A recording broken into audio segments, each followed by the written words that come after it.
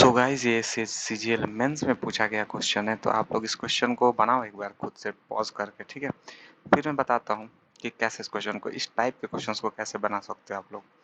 देखो, तो ये जो क्वेश्चन है, इसमें ध्यान देने वाले क्या चीज़ है, पहले उससे पहले मैं आपको एक चीज़ बता देता हूँ। इसका कॉन्सेप्ट जो रिमाइंडर थ्योरम का एक रूल है, अगर a to the power n plus b to the power n है ना, a टू द पावर और n plus b to the power n है, जहाँ की n क्या है, एक ऑड नंबर है। n क्या है, एक ऑड नंबर है, ठीक है।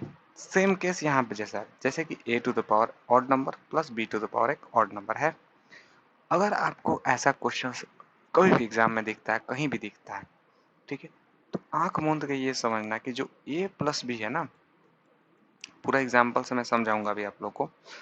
जो a प्लस बी है ना, एक फैक्टर होगा, तो फैक्टर होगा तो क्या होगा ये भी मैं बताऊंगा, क्या फर्क पड़ता है इससे। a प्लस बी जो है एक फैक्टर होगा, इसका फैक्टर होगा मतलब, फैक्टर होगा मतलब इसमें से हम तोड़ के निकाल सकते हैं, या फिर ये इसको डिवाइड कर देगा।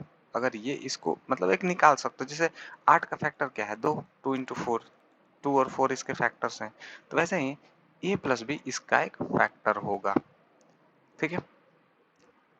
ठीक है, तो और मैं कंफ्यूज नहीं करता हूँ, और भी बोल सकता हूँ मैं कुछ एक चीज़ जो मैं एग्जाम्पल में समझाऊंगा आपको, नहीं तो और कंफ्यूज होगा, हो जाओगे आप लोग। तो a प्लस बी फैक्टर होगा, चलो एग्जाम्पल देखते हैं, ठीक है। जैसे कि मान लो 2 to the power 3 plus 3 to the power 3, यहाँ पे क्या है, n is an odd number, similar case. तो जो 5 होगा, इनका एक फैक्टर होगा। अब इसको सॉल्व करते हैं हम लोग। 8 और 9 और 27, ये हो जाएगा 27 और 8 कितना होता है, 35 होता है ना, 35। तो 5 एक फैक्टर है कि नहीं 35 का, बताओ, फैक्टर है कि नहीं। 35 को हम लोग 5 इंटू 7 लिख सकते हैं कि नहीं। अब अगर आपसे ये क्वेश्चन 5 इंटू 7 हम इसको लिखें, याद रखना, इस चीज को जो फैक्टर है, इस चीज को हम 5 इंटू 7 लिखें, यानी कि, और 5 हमें पता था पहले से ही कि एक फैक्टर है। अब क्वेश्चन में बोल दे कि बताओ कि ये नंबर 5 से कटेगा कि नहीं। 5 से कटेगा तो रिमाइंडर क्या आएगा, तो बताइए, बताइए आप लोग, 5 से कटाएंगे तो क्या रिमाइंडर आएगा, 0 आएगा कि नहीं। क्योंकि जो, अगर फैक्टर हमें पता चल गया कि 5 है, और वो फैक्टर का जो, जिससे डिवाइड कर रहे हैं वो भी सेम है, तो रिमाइंडर 0 आएगा। समझ रहे हो ना। यहाँ पे 35 को जब हम 5 से कटाएंगे तो 0 रिमाइंडर आएगा कि नहीं। समझ रहे हो मैं क्या बोलना चाह रहा हूँ, आप लोग समझ रहे होगे। 0 रिमाइंडर कब आएगा, जब फैक्टर हम लोग निकाल लिए और वो फैक्टर डिवाइड हो जाए, जो नीचे जो भी पार्ट दिया हुआ है वो उससे, तो रिमाइंडर 0 आएगा। तो यहाँ पे आप लोग जो भी समझे हो, चलो अब इस क्वेश्चन में अप्लाई करते हैं। यहाँ पे 127 प्लस 97, यानी कि जो 127 प्लस 97 होगा, ये एक फैक्टर होगा, जैसे कि उसमें आया था। अगर ये चीज, अगर ये चीज नीचे अगर 32 दिया हो, अगर इससे ये डिवाइड हो जाए पूरा पूरा, समझ रहे हो।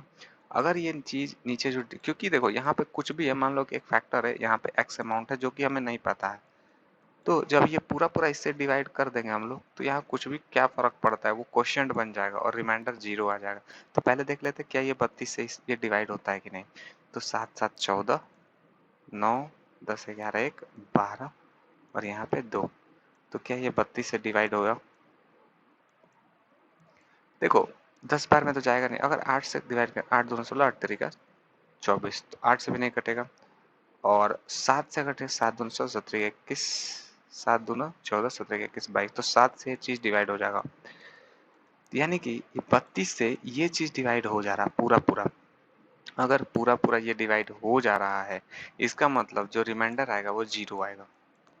समझ गए ना। एक फैक्टर है, जैसे कि 35 में 5 इंटू 7 था, तो 35 का 5 एक फैक्टर था। अगर 5, अगर 5 था, अगर नीचे वाला डिवाइड बोल दे कि 5 से बताओ कि वो चीज नंबर डिवाइड हुआ कि नहीं, तो फैक्टर अगर डिवाइड हो जा रहा 5 से, तो पूरा नंबर भी 5 से डिवाइड होगा। वैसे ही यहाँ पे जो ये फैक्टर है, ये 32 अगर डिवाइड हो जा रहा है, तो पूरा नंबर भी डिवाइड हो जाएगा। ठीक है, समझ गए होगे आप लोग बहुत अच्छे से। एग्जाम्पल के साथ समझाए हो यार, और अच्छा लगा हो तो लाइक जरूर करना और सब्सक्राइब भी कर देना। तो चलो नेक्स्ट क्वेश्चन।